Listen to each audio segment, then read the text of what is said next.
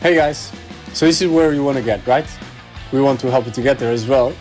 But first, we need to talk about fundamentals. So let's rewind. Let's start with paddling, one of the most underrated aspects in surfing. You can see here that I'm paddling as hard as I can until this moment. This is a crucial moment where I match the speed of the wave with all my effort, and now I can just let the wave take my weight without me having to paddling, and this will allow me to do exactly this. And by this I mean the pop-up at the highest point of the wave, where I have the liberty to choose my line. You can see I get a little bump here, and then comes a crucial moment where I've spotted a section, I realize it's going to run, and I decide to accelerate.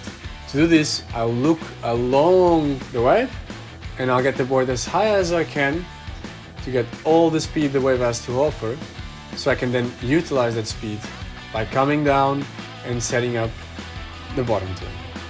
We'll cover this over the next few episodes, but before, we just need to work on that speed game so that we can do it properly. Let's start from the beginning.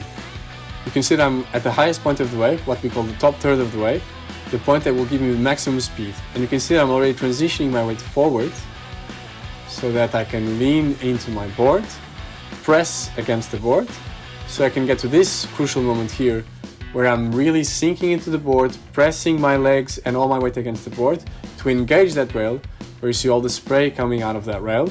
This will allow me to engage the speed of the wave and generate speed so I can release that pressure, and that release projects me forward, as you see here, without any friction against the water. And then I can just repeat the movement without ever going down. So I press and I release, and I'm again going to the top third of the wave. As you can see, I never go down the wave. I always stay on the top third and middle third of the wave.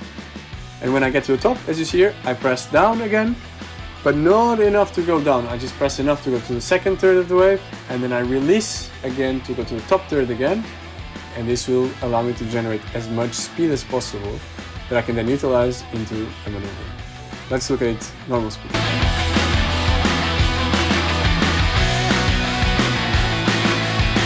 So now let's just look at some other examples of other waves, backside and frontside.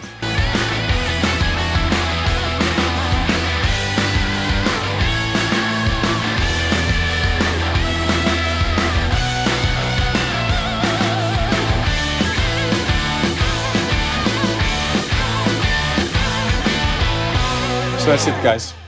I hope you enjoyed, I hope you learned, and I hope to see you for the next one. Bye bye.